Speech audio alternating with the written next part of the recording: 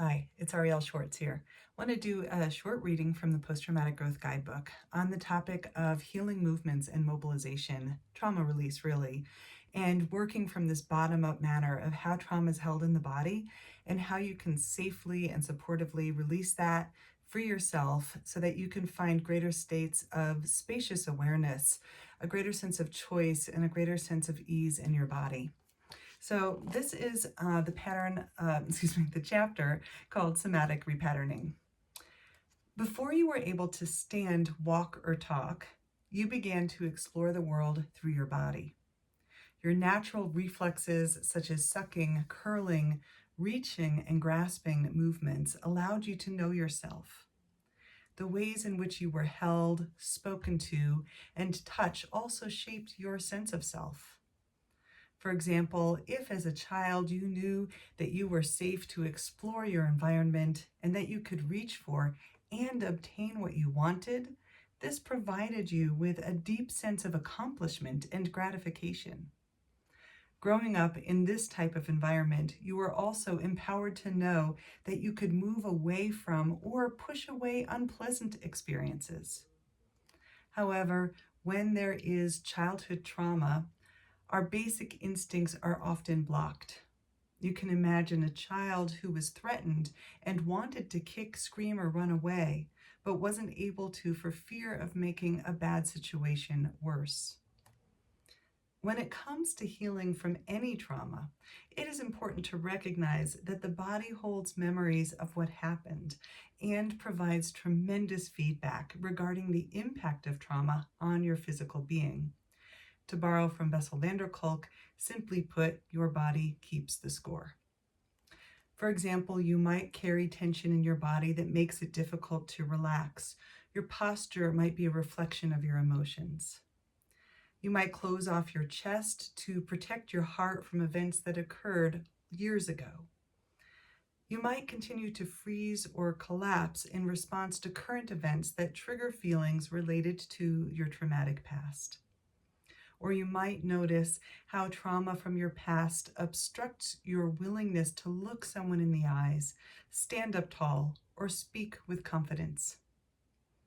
Importantly, your body does not just hold the memory of what happened, it also holds the memory of what wanted to happen.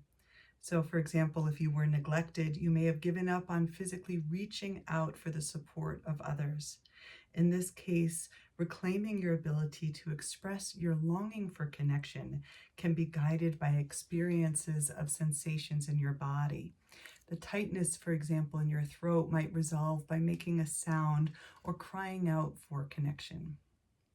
Or following an impulse to reach through your arms can open up a new possibility of reaching out to others in the world now.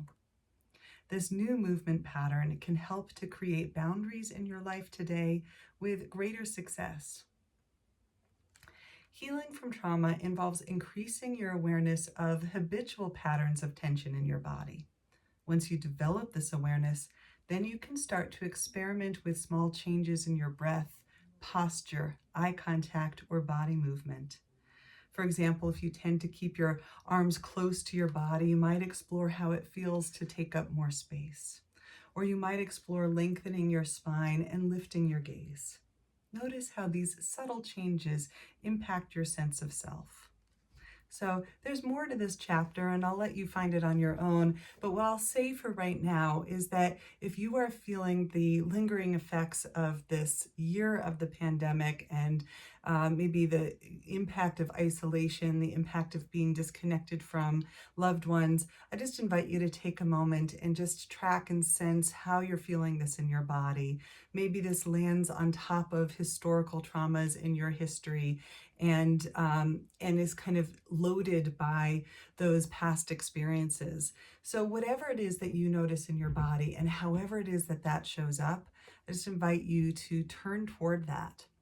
Allow yourself to explore how the sensations that are held in your body might guide new movements that might help you feel more capable during this hard time, knowing that we're not over yet. knowing that it's not the end. And so, how might you continue to take care of yourself for this long haul of an ongoing stressful experience?